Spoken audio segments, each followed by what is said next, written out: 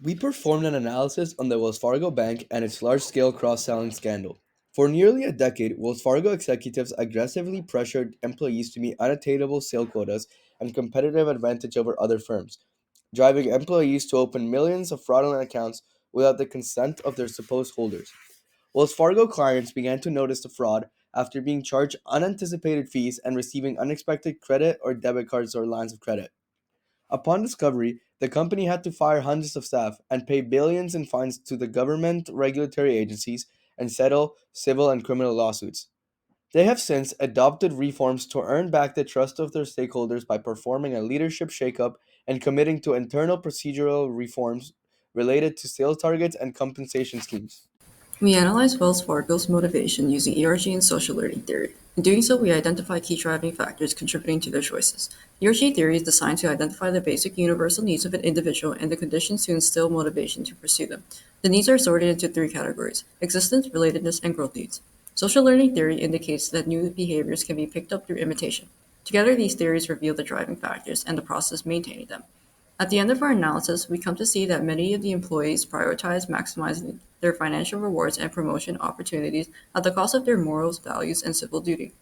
Furthermore, these rewards reinforce their actions. In short, Wells Fargo created a highly extrinsically motivated company culture.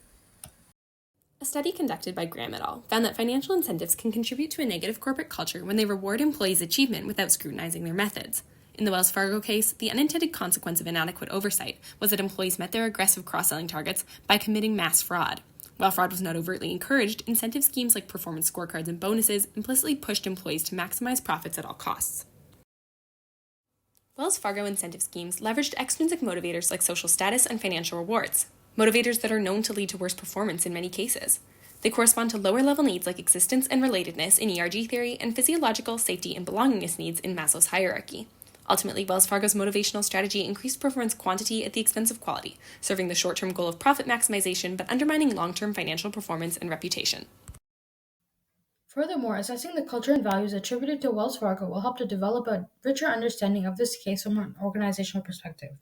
Values refer to the tendency an organization has to prefer a certain way of affairs over another.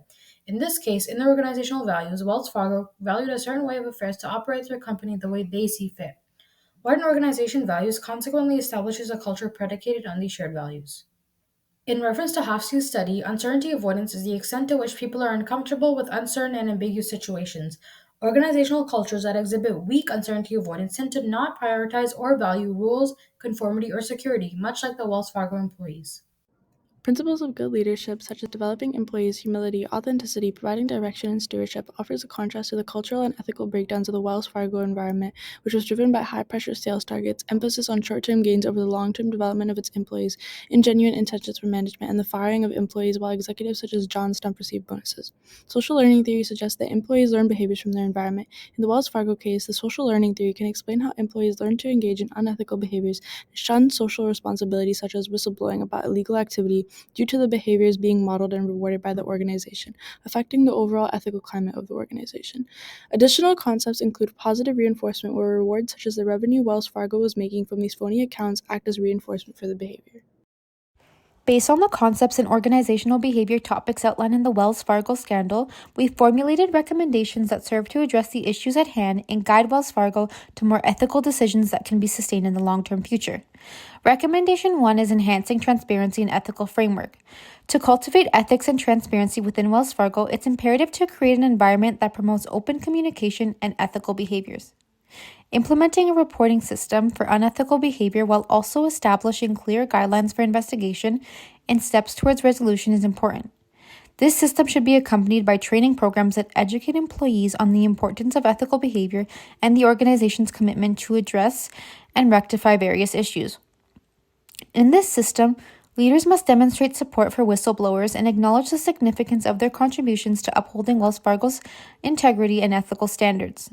By fostering a culture that encourages transparency, Wells Fargo can minimize potential unethical issues, rebuild company credibility, and also proactively address ethical lapses to safeguard its reputation and build trust among stakeholders.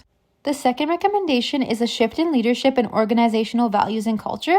So leadership at Wells Fargo should shift to prioritize leadership principles.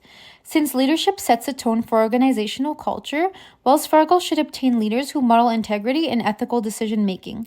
This approach focuses on creating a culture that exemplifies ethical behaviors where the positives are reinforced and clear consequences are outlined for unethical behaviors.